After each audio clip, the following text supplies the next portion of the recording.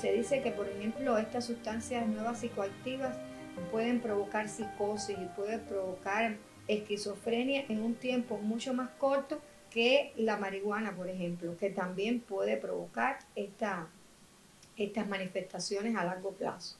Y hay daños también en lo que es en el aparato reproductor. Pueden aparecer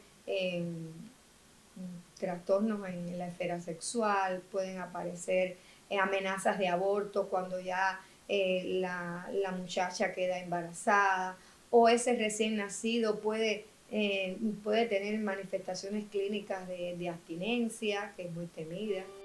Como conocimos en el programa anterior, el cerebro adolescente está en proceso de maduración. En general, está más centrado en recompensas y en asumir riesgos que el de un adulto. Al mismo tiempo, los adolescentes presionan a los padres para que les den más libertad cuando empiezan a explorar su personalidad. En el espacio de hoy ahondaremos en las pautas del seguimiento y en la necesidad de prevenir ese flagelo que es el consumo de drogas en los adolescentes. Hay que organizar cada vez más programas en las escuelas, que es donde está la mayoría de los adolescentes de nuestro país, o estudian, o ya cuando son jóvenes ya están trabajando, entonces ahí es donde hay que hacer la labor de prevención. Y hay que trabajar con la familia. Muchos de los adolescentes que hemos tenido hospitalizados aquí por consumo de sustancias, cuando revisamos, hay problemas a nivel familiar. Y el adolescente cayó en el consumo de drogas porque realmente las dinámicas en el medio familiar no eran las más adecuadas.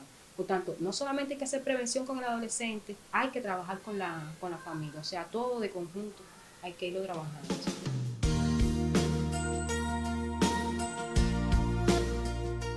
Son muchas las señales, por mencionar algunas, los cambios en el comportamiento.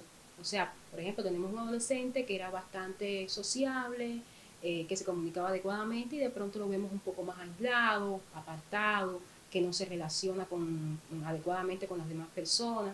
Pero los cambios en cuanto a las amistades, cuando comienzan a entrarse en nuevos grupos sociales, tenemos que preguntarnos, bueno, ¿qué está ocurriendo? Pero también lo podemos, otra señal de alerta que puede observar los padres, está relacionado, por ejemplo, que pasan mucho tiempo aislado, solo en su habitación, que se ve mal arreglado, o sea, un adolescente que estaba siempre arreglado, como era habitual en él, lo vemos descuidado, con la higiene no es la más adecuada, pero también se puede relacionar con presencia de manifestaciones, o sea, que no se alimenta adecuadamente, y aparejado a esto con una pérdida importante de peso, un adolescente que siempre se había alimentado bien.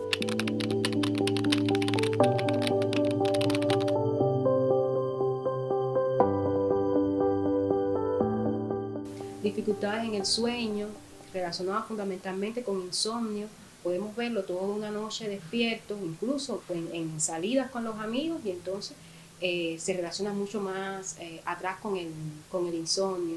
Pero también hablamos de la deserción escolar, o sea, el abandono de estudio, el abandono de los intereses y las motivaciones que eran las que tenía antes y ahora no las va a estar presentando.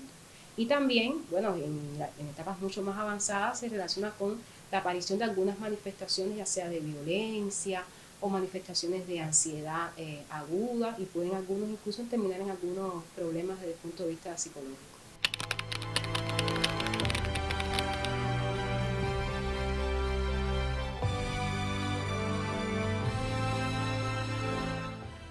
En ocasiones llegan como, en mi especialidad específicamente, llegan como supuestas intoxicaciones voluntarias. Hay veces que llegan como intentos suicidas.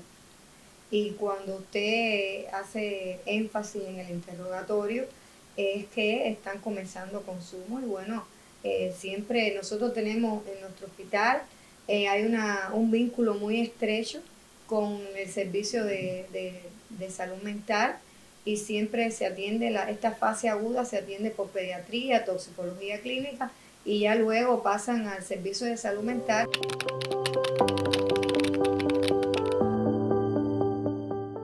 Una vez que una familia tenga sospecha de consumo o no de sustancia por parte de sus hijos, o ya lo tengan ya confirmado, se pueden acercar a cualquiera de los departamentos de salud mental que existen en la atención primaria, que tenemos la ventaja que en nuestra provincia todos los departamentos, todos los policlínicos cuentan con equipos de salud mental que están preparados y capacitados para la atención a los jóvenes con consumo de sustancias.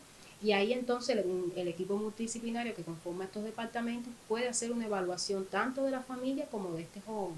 En caso de necesitar atención mucho más especializada, están la atención secundaria, están también los servicios de salud mental o de psiquiatría, en caso de que sean adultos, donde entonces podría entrar tanto en los programas de desintoxicación que existen, pero puede recibir terapia psicológica, terapias de orientación familiar, o sea que se trabajaría de conjunto tanto con el joven como con la familia para poder ir adecuando ahí el manejo en el medio.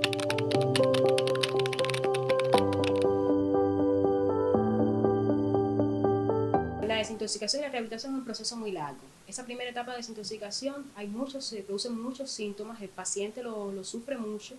De hecho, muchas veces abandonan los tratamientos porque no logran realmente manejar adecuadamente esa primera etapa. Por eso es que decimos que lo mejor es que estén hospitalizados, que estén bajo atención médica y no pasar ese periodo solo, sin una orientación, sin una supervisión adecuada por todos los síntomas que se pueden estar produciendo, algunos bien peligrosos, incluso que puede poner en traste la vida, en este caso, del paciente.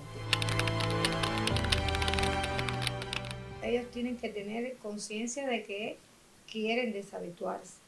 En ocasiones la familia la que insiste, los trae, pero realmente es el adolescente el que tiene que estar consciente de que quiere deshabituarse, porque como son drogas que ellos buscan para un bienestar, entre comillas, es muy difícil.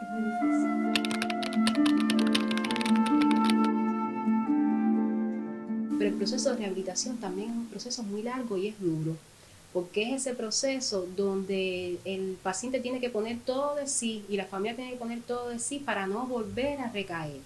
Entonces muchas veces aparece esa tentación, vino el amigo que le volvió a ofrecer la sustancia y ya decíamos que era una etapa bien compleja, a veces para poder insertarse en el grupo, para poder sentirse bien, ellos quieren volver a caer en la droga. Y eso es lo que nos ha pasado con algunos pacientes. Han logrado pasar la primera etapa de desintoxicación, están en el proceso de rehabilitación, pero por determinadas circunstancias vuelven a caer. Y entonces volvemos a empezar de nuevo el ciclo. Por tanto, ese periodo de rehabilitación yo pienso que es uno de los más complejos y en los que más hay que trabajar en este caso con los adolescentes.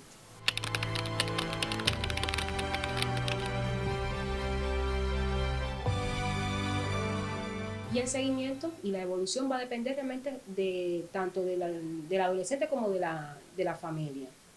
Por ejemplo, si estuvo ingresado en la atención secundaria, después que pasó ese primer periodo de desintoxicación, que ya está rehabilitándose, que puede continuar ese proceso de rehabilitación en la atención primaria de salud, se mantiene su seguimiento con el equipo de salud mental hasta que ya el riesgo haya disminuido en este joven o se hayan podido producir las modificaciones que se esperaban en la familia.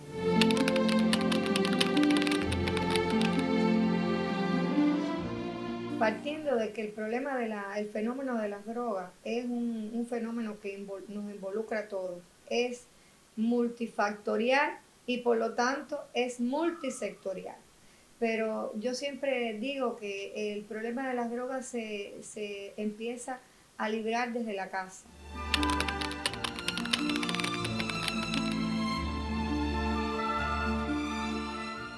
Hay que involucrar aquí lo que es la cultura, el deporte, una recreación sana, desde las etapas más tempranas de la vida, para poder evitar caer en este consumo, porque en ocasiones los adolescentes están aburridos, se reúnen en un grupo y no piensan en las mejores formas de recreación. Hay que brindársela para no darle tiempo a que ellos piensen en esa opción.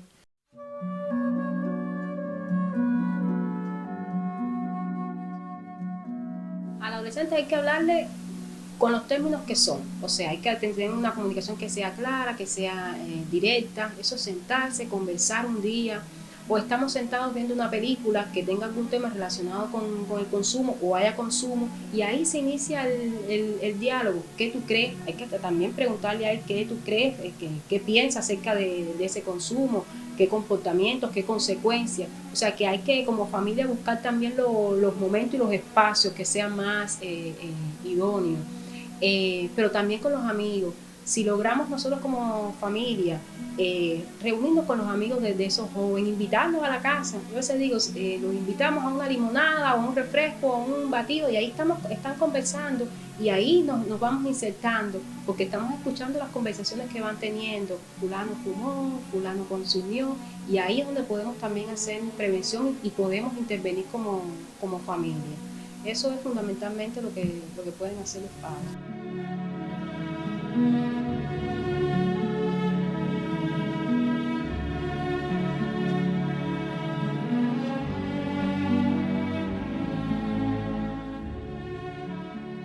Nosotros trabajamos con él realmente el periodo más crítico, y después los profesionales de la atención primaria son los que continúan ese seguimiento. Pero por supuesto, hemos visto muchas veces cuando vamos en la calle, ya los vemos que están insertados y nos ven y nos dicen, mira doctora, estoy trabajando, o logré empezar la escuela o la facultad que la había dejado. Y esa es la satisfacción que nos queda como profesionales,